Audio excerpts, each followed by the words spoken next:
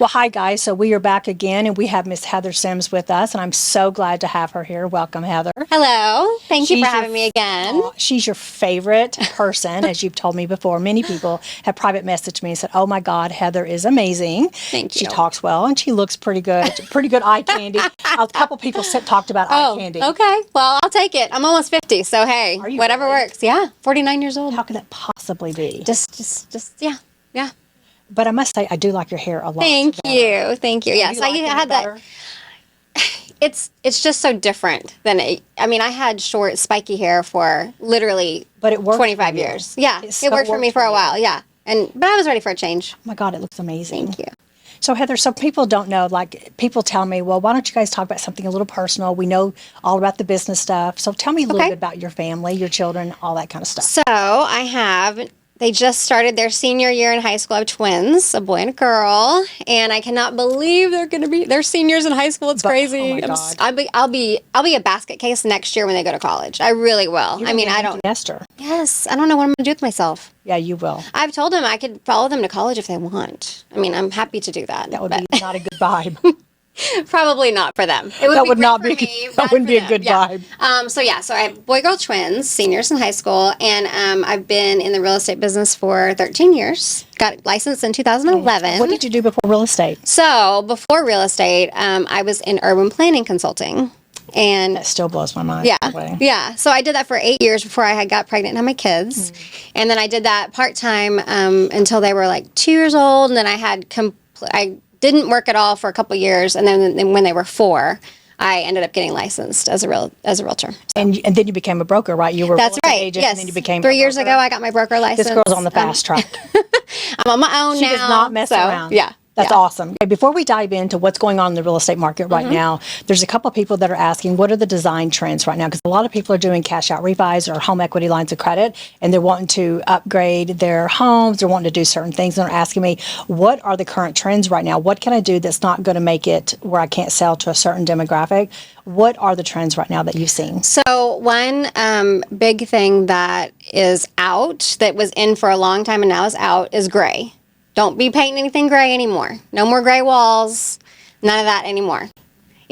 White is a big thing still. White walls, white cabinets, white walls, everything white. So that when you put accessories with it and furniture, then that furniture kind of pops. So gray just went away. Gray's done. Nobody wants gray walls anymore. So my walls, the house that you sold me, that it's got like gray walls. And I'm sitting here thinking, I'm not feeling this anymore. Time to paint. I don't want to paint white. So the other interesting thing that has started is accent walls. So people are doing, people are doing here, like the blue. Yes, like the blue one here in the studio. Yeah. So people are doing accent walls. And what's also interesting is, do you remember in the 80s where you had like the wood panel walls? When you walk in like the, unfortunately I do, and I tore them all out in any home I had. So now you don't have to tear it all out. You just paint it. People are actually putting up the moldings like they used to in those rooms, but they're not wood grain. They're actually painted, and they're painted black, they're painted dark green, they're painted even like terracotta colors are coming back now. I know it sounds crazy. I didn't like it when it came out the first time. Just saying, those are the trends. Yeah. Wow. Yeah. And the other thing that I would say that's really into is texture. So when you go to like a Pottery Barn or something like that, you're going to see a lot of pillows that are one color, but they're going to have a lot of texture in them. So and what about the kitchens, like stainless steel, granite, travertine? What's in on the kitchen? I would say what's really in kitchens is the quartz. Granite's granite's still good, especially if you get a nice thick slab, but those are more expensive. But I would say if you're going to do any kind of countertop, basically quartz. You just told me my house sucks, and it needs to be a complete overhaul before I put it back on the Well, let me come out, and I'll tell you what you need to do. But I doubt you need to do much, because it was pretty good when you bought it. So it was beautiful, but now I'm looking at the walls thinking I'm so not feeling the light gray. The gray, I'm not feeling the light gray anymore. Yeah. And it's been 2 years. Do white with an accent wall, and you'll be good to go. Heather, so since COVID, and we came back on the market, so everyone's out there. So a lot of people are working from home now since COVID hit the street. Now we're post-COVID. So a lot of people are continuing that trend of working from home. Yes. So how has that changed the real estate market with regards to people working from home? What are they looking for, and how has that changed our market? I literally don't think that I have talked to anyone lately that's looking for a home that does not want a dedicated home office. It is a must-have, almost as much as like a kitchen. And what's also happened is that people typically don't want the formal dining room anymore. So that formal dining room is either being transitioned into an office Opposed to a bedroom. Yes, as opposed to a bedroom. Yep. I hate that because right now I have a bedroom that I've transitioned into an office, and I feel like I'm in a bedroom. Or Yes. it's taking up that space. Yes, exactly. I don't want to. Yeah. And the dining room is typically built more kind of like out there in the right? space, right?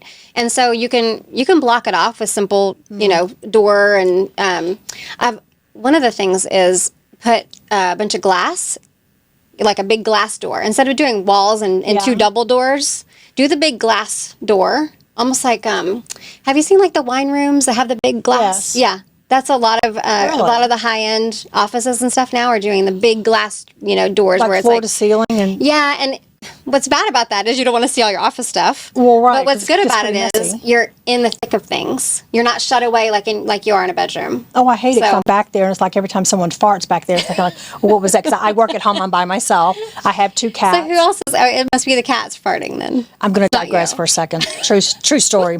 Last night, 2:00 in the morning, I'm there, right? So I wake up and I hear all this commotion going out in the living room. So I look out there and my back door is like wide open. And I'm like, oh shit. So my 2 cats, another stray cat had come into my house. And my Through an open door through an open in the door, middle of the night. middle of the night, scared the hell out of me. Oh, absolutely. And so I'm sitting there and I'm panicked. I'm thinking, okay, I don't have a gun because I don't like guns. I don't know how to use them. Yeah. I'd be very Yeah. bad with a gun. So I got my mace out. So I'm going in there. I'm like, oh my God, my heart was racing. I almost was so scared I couldn't move. Yeah, absolutely. And so, but what happened is that because I didn't lock the door, when you lock my door, like it doesn't really latch. And if it doesn't latch, the slightest little movement can make it come open. Where there was my a cat out there, a stray cat. So he pushed on the door, something happened. He came in and this cat was in there. My cats, they were going nuts. And so that was at about 3:00 this morning. So from I would not have gone back to bed. Well, I I would didn't. not. I'm exhausted. Yeah, because you have all that adrenaline, and there's no way to go back to sleep after I that. was totally convinced Freddy Krueger was in my front bedroom. Yes. I wasn't going anywhere. Freddy Krueger. Is it We're Krueger? aging Freddy Krueger? ourselves. Yeah, Yeah, what she that said. was like 40 years ago. Well, I just dated myself. I am in my 60s, but it scared the living hell out of me. Oh, absolutely. So I had to put my cats away really quickly, and that other little cat, I don't know where he went.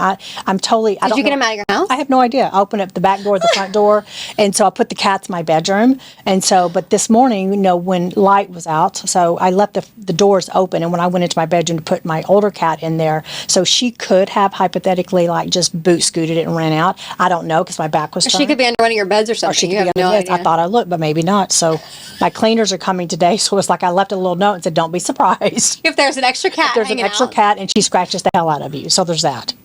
So, but I digress. So Okay. That's terrible. That's terrifying. Something happening in the middle of the night like that, and you're by yourself. It was so And the awful. door's open. You're like, your mind is going 90 miles like an hour, And I trying didn't to set figure my out what. alarm. I always set my alarm. And last night, for some strange reason, I didn't set my alarm. It's almost better that you didn't, though, because can you imagine waking up to that? That wah wah wah. That would have scared me worse. Yeah. I know. So I'm sitting there the whole time thinking, totally convinced that somebody was going to come in and kill me. So I got all prayed up, said my Hail Marys, thank you, Jesus. I'm so sorry for everything I've done, the things I can't remember that I've done. And if I die tonight, please do something with my cats. There you go. That was my prayer last night. We were talking about the trends, right? Yes, And the about, trend- design about trends, remote, yeah. about remote work. Oh, offices. And about, Yes, we were talking about offices. Yeah, yeah. So an office is just a must-have these days. Almost like a kitchen or. You see the builders like changing that, like instead of doing like a formal formal dining room, they're going to go into like a home office type thing. They're putting it as an option. Yeah. I don't know if they're specking that out in their spec homes, but they're definitely putting that as an option to get rid of the dining room. What's interesting though is I have some people right now that are buying a new build, and that's actually one of they want a home office and they want a dining room, Really? because they love to entertain. And so that was one of the things that they love to have their family dinners every night together, and they love to entertain. So and I told them, I'm like, a you're hybrid. You're kind of an anomaly because Right. I don't hear that very often that people really want a dining room. So yeah, I have my formal dining, and that stuff is just sitting in there, and it collects dust. It gets dusted, every 2 weeks, Yeah. but I never use it. Well, I'm one of those people who use my dining room for my office. Do you And really? because of not wanting to be shut away In a bedroom.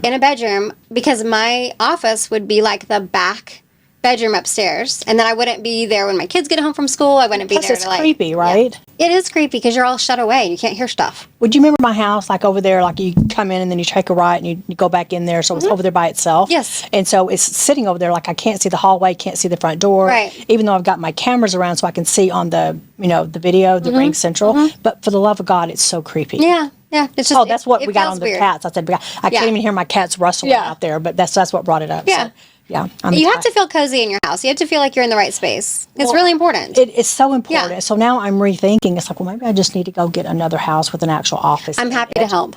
Well, I know you are. She's the bomb. When I buy and sell homes, Heather is the only person I go to because one, I trust her. She knows the market, and I trust her.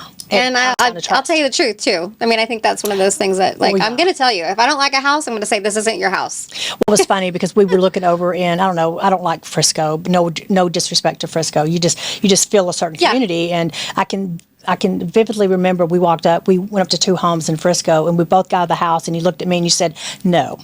So we Sounds like something I would turned do. around, and we got in our cars, and we left. Well, I remember there was one house that you really liked that was backing up to a major roadway. I can't remember what the roadway was. It was over there in the Prosper Was it 423 or something?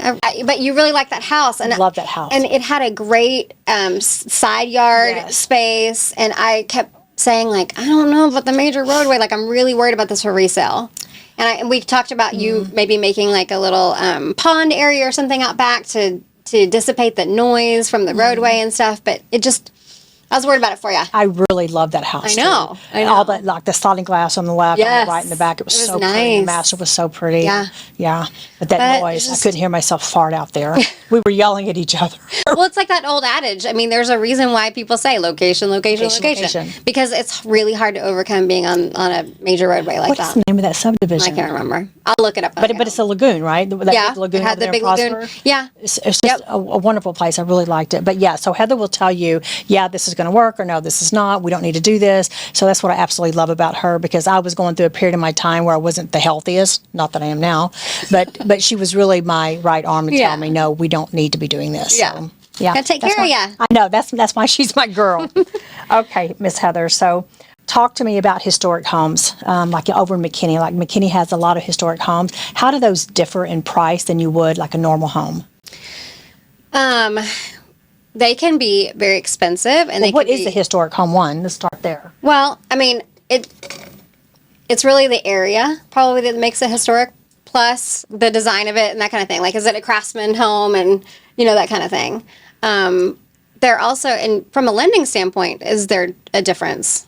No, not at all. As long Not at as all. it passes inspection. Appraisal's there. An appraisal is fine. Yep. So I would think that historic homes would be grandfathered in a lot of inspection things. A lot of people ask me, like, do I need to buy a home that's really old? Is that going to give me more problems, or is that going to be a better investment? I think it depends on how it's been taken care of over the years, right? But as far as buying a historic home, so I think the things you have to consider are if you want to make changes to it, is that going to be more difficult? Because you have to have an ordinance, like something to keep it in this historic. It depends on if it's in, so that goes back to my urban planning days. If it's in an actual historic zone, you're going to have more requirements for what you can and can't do. You're going to have can't go in there and paint it a weird color or do something. And that I would definitely say that if someone's considering buying a home like that, you're going to want to know like what the regulations are. People don't like HOA stuff sometimes, but the historic home stuff can be at next level for that.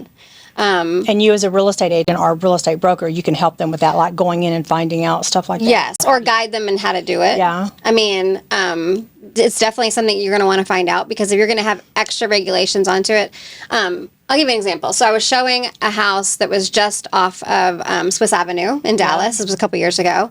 Fabulous house, completely redone. They did a great job in keeping like the history of the house and the charm, but then also updating it. But the challenge was it didn't have a garage. All it had was a driveway, and it like a one car driveway funny type how of back thing. in the day they didn't have garages? I mean, they didn't have carriages. You know what I mean? So it's like, I mean, I'm talking like old. So my people were kind of like a garage is like a must have. So how are we going to do this? And looking at the lot and things like that, how's it going to go? And I just was telling him, I was like, we're going to have to look at the survey. They have to call the city, make sure that you even can build a garage if you want to. And that's a Swiss Avenue area that. Did you ever find out? They didn't have enough interest to take that to that level. But, yeah, those are things you have to consider if you want to add on to it or something. What kind of regulations are you going to have to meet and that kind of thing. And the other thing is, I know when I was in urban planning consulting, if you did a certain amount of change, like a certain percentage, like say you did something to the house that was more than 50% of the house, you're going to have to upgrade everything to like current code and stuff. Yeah, no, if you change it too much. My late husband and I, we lived on Broadway in Prosper, and it's like the old part of Prosper. There was an old house sitting next to me, and they were part of I'm going to get this wrong, but historic society. And they probably had like a designation, like a historic designation. They had a big sign out, a big plaque out there. They couldn't do anything. I remember they were talking about they wanted to redo the stairs, like the banisters and stuff. And they couldn't get approval. They couldn't do it. They had to do like you said, it was either all or nothing. They just couldn't piecemeal it. It can be challenging. It was crazy. And I'm like, so they just let it sit there, and they eventually walked away from it. So then I had an old haunted house next to me. I was totally convinced there were Willy Whompers in there. It can be so neat to be in those old homes because they have such charm to them. A lot of charm. Yeah. If they're not haunted, they can have a really good feel to them too. Good energy. But they can be challenging for sure. This one was kind of interesting because in the back of the house, it had like this old, like an old garage thing. And in there it had like an old bunk where the people who worked on that area used to sleep, and had the old thing where you hitch up your horse. It's the craziest thing I've ever seen. And I used to go over there and just sit, because when they vacated the property, when they let it go back to the bank, I used to walk over there, and look in there because it was so creepy. But it literally had bunk beds in there. So weird. Right? Yeah, that is weird. I know. It just creepy as shit. Yeah. Okay, so other questions that people have been asking me is like, how do you know what neighborhoods to buy in right now? Because there's like in Prosper, there's a lot of ethnicity going on in Prosper in certain communities. And so can you guys actually talk about that to buyers? Can't talk about that. Nope. Not at all? Not really. I mean, if I had a buyer say, I want to buy in a neighborhood that's predominantly Indian or something like that, like I can't even really advise on that. I can say, go, drive your car around some neighborhoods and check out the parks and check out who's walking and things like that. But as far as like ethnicity, So how do you know, Heather, like if someone comes to you and says, I don't want to be around this particular group, so how do you just say, go out and go around, ride in the neighborhood? Yeah. Let me know. You tell me where you want to look, because I'm not telling you. Because that's a licensing thing, and that can get really ooey for me. Yeah. I'm not trying to lose my license for anybody. You know what I mean?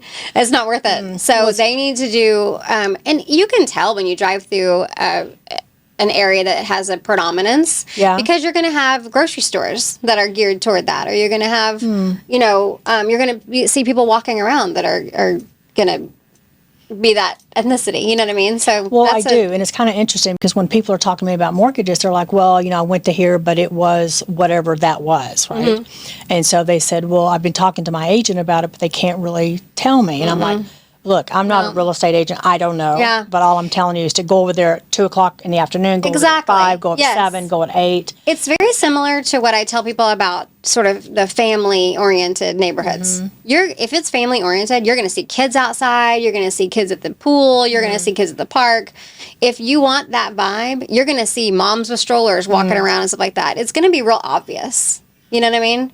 If it's not a kid-oriented neighborhood, you're not going to see people walking. You're going to see an older couple walking around. You're not going to see the kids with the strollers. It's so weird to me because it seems like as a real estate broker, if someone goes, well, I'd really like to be around X, and it's like that you can't tell them, well, these neighborhoods are pretty much predominantly for X. Nope. So really, we literally can't even talk about it. We literally cannot even say it. Like I would, if someone actually said it to me, I'd be like. So that's the thing. So people have been coming to me and they've been asking me, like, I don't know. They're like, well, my agent won't talk to me about it. It's like, that's why. Yeah. Because I had no idea. That's one of those things that they scare you about so badly too when you're getting your real estate license, because they'll say like you literally can lose your license if you steer, and that's called steering. Even if someone asks you. Yep, and interesting. From a licensing standpoint, they say they do this. I don't even think they really do it, but they say we'll send people out and we'll ask you about this and we'll see how you respond, and then they can write you up or whatever. Yeah, they had scare you no about stuff idea. like that. Yeah.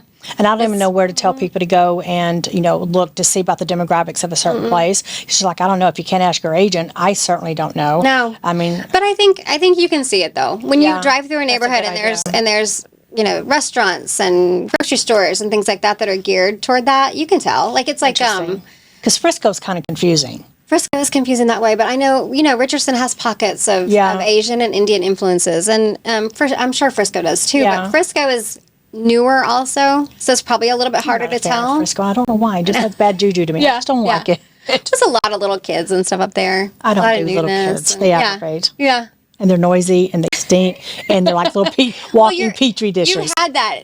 Been there, done that. Don't want to do it again. Exactly. So you're done with that. So that's why. Yeah. I swear to you, when the kids were little, and I used to walk around with, now I do with vinegar with my when they were small, like vinegar and water in a spray bottle. You spray them at you spray the kids? With the doorknobs and shit. I'm not going to say I've never chased them, but I'm just going to say it was like diluted bleach water. They would come in, they would just be a mess. And I don't like dirty doorknobs. It's a thing. It's just a thing with me. They would come in and I'd be sitting there, all of a sudden I'd hear them. I'd be like, you look straight towards the door handle. It's like, oh my God. So I'd go in there and get my little spray bottle and just spray it down and wipe it down. Now, I've been known to spray my kids when they haven't gotten up for school in the morning with a spray bottle. I have done that several times because, especially my daughter, she would sleep like the dead. This was a couple years ago. Write a book. How not to. Seriously, get the hell up. I don't know. Her alarm would be going off on her nightstand right next to her head. It'd be like beep beep beep beep. And I go up there with a spray bottle and be like, get up. Get to school. Would she get up or she get him cuss you out? Oh yeah, get up, cuss me out, and go. It's fine. Fine, totally fine. That is so funny. Yeah. I was out in California. I slept with my granddaughter because I just do, and so that's the space for me. We had plans to go to get her passport while we were there because I told her for her graduation present I'm going to take her down to Cabo, right? Very cool. So we had to go get her. You're such a cool grandma. I'm a Grammy. Yeah. I'm a glamma. Glamma. So we had an appointment to go get her passport. She would not get up. So I did the water thing. Yeah. She called me everything but white. Yeah. And they will, but seemed like a really good idea. It's not a problem. Hindsight, not so much. I don't care. I'm like, this is one of my pet peeves is like, you can't be late for school. You can't be late for work. You can't be late. So you're going to get your ass up. And if I have to spray you, I'll spray you. Sorry. Oh my God, Heather, that's so funny. Relocation. So talk to me about people that are relocating into Dallas. So, one of the things that I really like to advise people when they're relocating is, and this is what I would want to do if I was relocating. I would literally go and rent an Airbnb for a month. Really? I really would, because interesting. I would want to figure out where I'd want to be. Now, I would talk to colleagues, I would talk to friends, where should I be in this area? But I don't think you can really know where you want to be until you've lived in that vicinity. You know what I mean? People can tell people that Frisco's great, but some people don't want to be in Frisco. Right. Same thing with South Lake. Same thing with Rockwall. I had some clients that came in to look several Never different. thought about such a thing. Yeah, several different weekends they'd come to Dallas, and they had it narrowed down to Rockwall Heath or South Lake area, and they're so different. And they're like literally geographically like so different. So they came and. I had taken them around a couple of different weekends, and they rented an Airbnb in Dallas proper for a little while. And their stuff was in storage? They just put it in like a pod or something? Yes, they just literally put it in a pod, and they ended up buying in South Lake. It's really a good idea. It really is, and it's really helpful for people because the last thing you want to do is relocate to a brand new area and buy in the wrong spot. That's a really good idea, actually. Yeah. So that's what I tell people. I don't know. It's kind of a quirky little thing, but that's what no, that's a really big thing.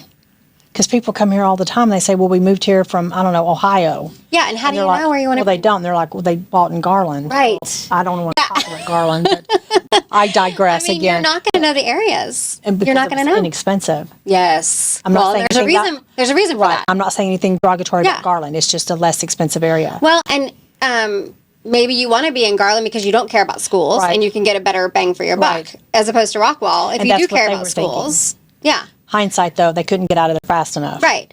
Like, you could buy a home that's technically in Richardson, and you could be in DISD, and the prices are completely different, which is helpful. Because if you don't care about school districts, it's fine. But if you do care about school districts, you want to be in Richardson ISD. I didn't realize that there were a lot of Airbnbs here. Dallas just doesn't seem to be on that path. Dallas is It's going through some litigation right now on Airbnb stuff because it's been at the city council and people have been so against it, which honestly I think is, I don't live next to one. I know if you live next to one and you have one that's problematic, you're probably going to hate what I'm saying, but I don't think that you should regulate that they can't be in neighborhoods and stuff. I just don't think you should. Well, I don't think you should. I don't think you should. I mean, well, you can't almost because that's where the Airbnbs are, because Dallas is not a place for, park like Austin or Wimberley or some other place down there by the Blanco. Is it Blanco or? Blanco River. Blanco River. It's just not. Yeah. But I think that people should be able to have Airbnbs. And I think the ones that, and say you have one that's next to you that's a problem and you have 3 violations in 3 months. You don't get to be an Airbnb anymore. Right. But the vast majority of them don't cause problems, and so I think it's one of those things that people should be allowed to do with their own property. So somebody wouldn't want that just because of the being problems, like it's like a rotating door? It's like having a rental next to you, and people just generally don't like rentals being next to them because they're not as well taken care of and that kind of thing. But again, like Airbnb would be different though because you have all these specs, right? You have to meticulously clean them and scrub them, and it'd be better actually to have an Airbnb next to you. I would think so. And also from a property ownership standpoint, you can make a hell of a lot more money with an Airbnb than you can with a regular rental. Oh yeah, you can make more in 1 or 2 weekends than you can in a whole month. Are there restrictions with HOAs for doing something like that? Some HOAs are starting to crack down on them too. So how would they know that you were Airbnb-ing opposed to just leasing? So in the regulations, it'll say like no short-term rentals, and they'll define what a short-term rental means. So typically they'll say not less than a 6-month, So how would they know if somebody was Airbnb-ing even though they weren't supposed to? Who knows? They get reported. It's just like an HOA. It's just like a typical HOA thing. You got to get reported. A little Karen HOA. A little Karen HOA. What do they call That's why people love and hate them. I want to get into some nitty gritty stuff. So before we get into the last 4 things, Heather, that I want to talk about. So the industry now has had some time to settle down with this new thing going on. Yes. With the buyer's agent, the seller's agent. It's so confusing because I kid you not, for the 2 contracts that have come in, one person is a good friend of mine. He's out in California, and he was saying, well, I signed a leasing agreement, but I don't have to pay the buyer's agent. And I'm like, well, Andy, that's not exactly true. This is the way that's going to roll out. And then he was buying a property up in, Marin County, which is San Francisco. And he's like, and he was the same thing. He's like, his real estate agent told him that he would have to pay. And I'm like, Andy, that's not true. So I had to call. But can you give me some insight on that? Because people are all over the board with it. They are. There's a lot of information on the news and things like that people are watching every night that's not. It's like being in academia versus actual practice is very different. What I would say is what I'm experiencing is that sellers are still paying. Okay. The vast majority of the time, they're still paying the buyer agent's commission. Okay. And is that still the same, or is it reduced? I have seen some reductions, but they're still at least like 2%. Okay. That's the lowest that I've seen. So to the seller's agent and then to, okay. Yeah, yeah. And then I have yet to have a buyer have to come up with a commission. I have yet to have that happen. So where's that misnomer? Where's that lack of communication? Because it's pretty rampant out there. It's really, and I see it probably more than you do. Yeah. You because they're complaining. Well, and I'm out there saying this is kind of how it is. I think there's a lot of but you're not the normal Heather. You must know that, because you're very informative. Thank you. Facts, but there's a lot of education that has to happen, and there's more conversations around commission, which I'm not opposed to at all. Let's have the conversation about who's worth what, and But when I'm going for listing appointments right now for sellers, I'm looking at not only market price of the house itself, but I'm also looking at whatever other listings are offering as far as commission to buyer agents, because it is going to affect your showings. If you're not consistently, if your house is offering 2%, how do they know that you're offering 2% though? I didn't ask. You literally have to contact all the agents now.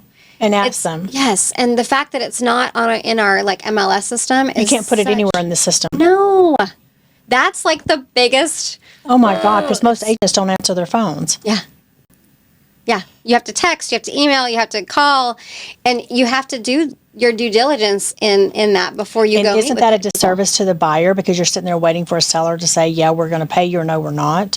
It's a disservice to the buyer, and all it does is add more stress, I would think. more research that we have to do as agents. So, but in the actual practical application of how commissions are paid, it really has not changed that much that I've seen. Well, conceptually, it hasn't changed. It's just now you just have to be. There has to be a discussion about it. Yes. Full disclosure. Yep. Everybody has to know up front. Yep. More There's conversations. More That's conversations. It. That's really it. I mean, that's really what's happened. Now, the other thing that has happened too is when I get a phone call from a buyer. I had a phone call from a buyer about a week ago. He wanted to go see a house that was next to a listing that I had.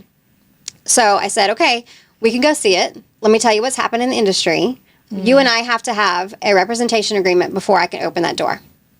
And this is what has happened. It's just changed. I'm going to send this to you. I'm going to explain it to you. And then I'm going to have it signed before I open the door. And he was fine with it. And see, and that seems so soft, and it just seems so structured, and it just seems so matter of fact. It's just the way it is. It's just the way it is. It's literally like when you call a doctor's office, what do they ask you for before you go in for your appointment? Insurance card. Your insurance card. You have to give it to them or you don't get the appointment. That's it. That's So the why same are so thing many that's agents happened. freaking out about it? I hear so many complaints. I'm so sick of it. It's like, do your freaking job. Well, I think people are just, it's uncomfortable to talk about what you're going to make. But should it be though?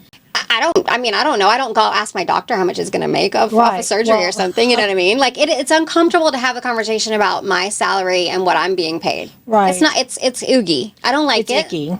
I don't like it, but we have to do it because otherwise they're going to take my license from me if I open a door without having a damn buyer rep. Oh my God, that's so crazy. You know, Signed. when Dodd-Frank came on the circuit in 2012, I think, or 2008 or something. And so we had to disclose now what we're making. And it's amazing what people will say. It's like, I'm not going to pay that, just too much. And it's kind of like, so then we started hiding it in the rate with the lender and the lender paying us. Well, then the rate was so uncomfortable. It's like, I can't do that. So I'd rather just have to have that uncomfortable conversation saying this is what it's going to be instead of giving you a higher rate. Right. And that's where buyers are getting really, we're getting hosed. And again, that was doing a disservice to them. They should have just left it the hell alone. Rates wouldn't be what they are, and it wouldn't be so cattywampus. But brokers don't like to disclose what they're making for whatever reason. And it's crazy. It's uncomfortable, but it's a conversation that we are legally bound to have at this point. So we got to do it. Don't have a choice. Well, it's kind of interesting what I'm saying because I can see the agents that have been in, some of them have been in the industry for a long time, and they're still asking the question. Like they'll come to me, and I'm like, dude, I don't know. I'm not a real estate agent. Yeah. Ask me about numbers. Yeah. I'm your gal. But, but you're. Well, and I just have had a couple contracts in the last couple weeks, and everything is changing with what our contracts have to say. And there's, it's like the logistics of implementing these things is so confusing for so many agents because we don't even know what forms to use in the contracts. And these are contracts that are signed by people. It's crazy. One even went to say that was about they were trying to make an appointment for a borrower, and the borrower was saying, I'm having to wait like all this time. And they're like, because the real estate agent had to get a form or signed by the before they would give you an appointment. Yeah, that's the buyer rep. Probably. You have to send that to the person who will confirm the appointment, like broker's door or brokers, whatever that is. Who do you guys call to get an appointment to show Broker Bay? Broker Bay. And they were telling me they were asking for this rep before they would make the appointment. And I'm like, that's a little weird. I haven't experienced that. Really? I don't know. Yeah, it could have been something else that's maybe some of the brokers are requiring it. I don't know. But I thought, my God. There was like a notice on Broker Bay, which is a showing service. It was a notice saying, hey, remember that you have to have this form signed or whatever. It's kind of annoying, honestly. I'm like, you don't have to remind me of my job every time I'm How long do you think it's going to be before we go back the other way?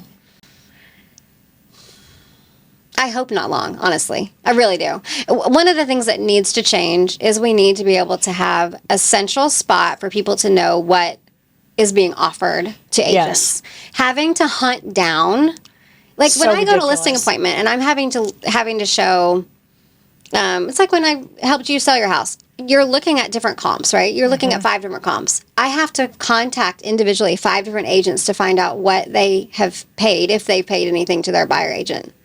That's a pain in the ass. Like it's so ridiculous. It is. It is ridiculous. And why do I have to hunt that down when it should really just be information I could easily be able to find? And I used to be able to easily find it.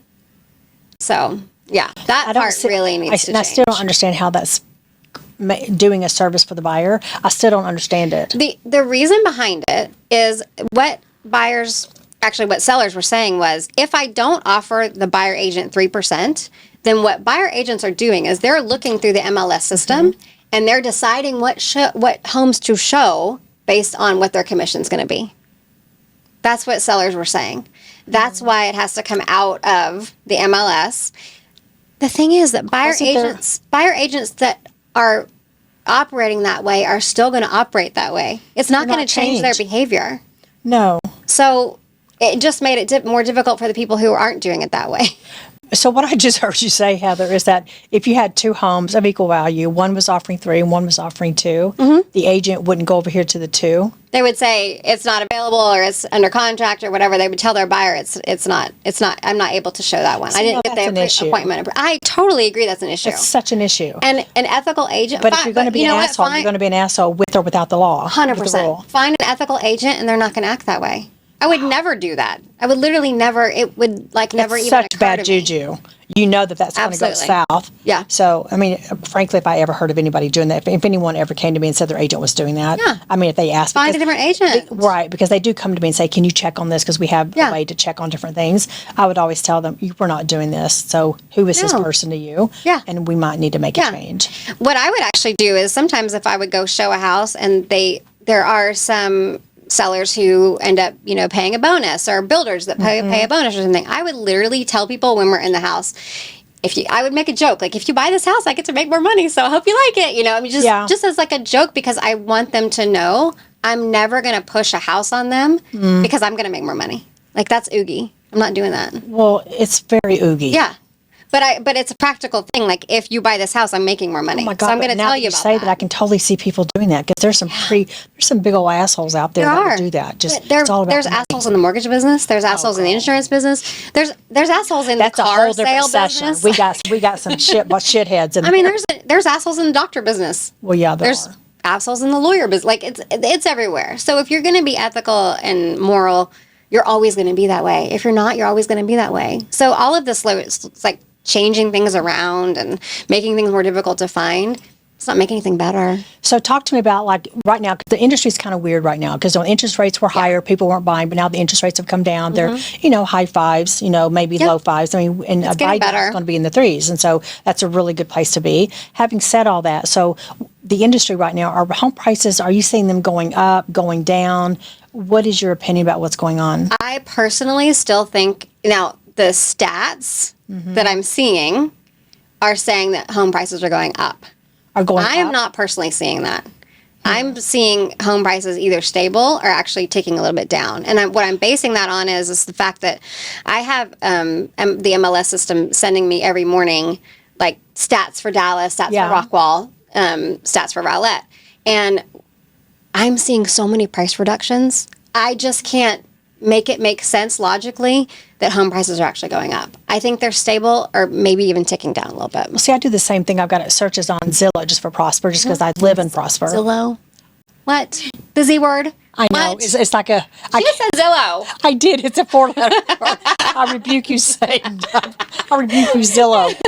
Anyway, you have searches set up. Yes, go ahead. I'll let you set up searches. Oh my God. Whatever. So, but I just watch Prosper, and it's like, I don't see any of them going up. They're all going down in price. So when you look, I mean, it's when you hear the news, home prices have gone up 9%. I'm like, where? What? I don't see it. What are you talking about? I see a lot of price reductions. I mean, literally, I feel like I haven't seen one that went up. No. They're all coming down, especially over the $1 million mark. They're all coming down like 9%. And I feel like that upper echelon of prices, like $750 and above. I mean, I don't think those things are moving much. The fact that you said $750 and above, can you really even find anything under $700? I'm telling you, it's hard. It is. Well, when a first-time home buyer price is $400, that's crazy to me. Yes. That's absolutely crazy. Yeah. So I have to digress for a second. Zillow. You put up the sign. What is up with Zillow? I honestly think that from the very beginning of Zillow being created, their whole shtick has been to not have agents in the business anymore. They want to take over. Really? Yes, they want to make home buying and selling possible on their site without agents. I really feel that way. How can that even be, though? they started with the whole iBuyer thing years ago. You know what I mean? Where they started saying, hey, are you, making me an offer? Let me give you a Zestimate. I do they're remember doing that. our That's job. get those too. They're doing our stuff. And also, the other problem I have is in Texas. Texas is a non-disclosure state, right? Which means that you don't have to tell anybody what you pay for your house. Yeah. It's not like California. And that's where Zillow started, was in California. They had all the information about home prices and stuff like that. How do you know in Texas what my house is worth? If it's a non-disclosure state, you don't know what anything is selling for. Unless the agents go on and put it in there for you, which some of them do. But it's not good info. Yeah. So are they still selling leads? A lot of people buy leads from Zillow. I don't know, honestly, because I've literally never bought a lead in my life. It's just weird because some agents, they talk highly of Zillow and other ones are kind of like this, like you just did. Well, if they're getting a lot of business, I mean, more power to anyone how they run their business. I don't begrudge anyone getting business from anywhere. If you want to buy leads, that's fine.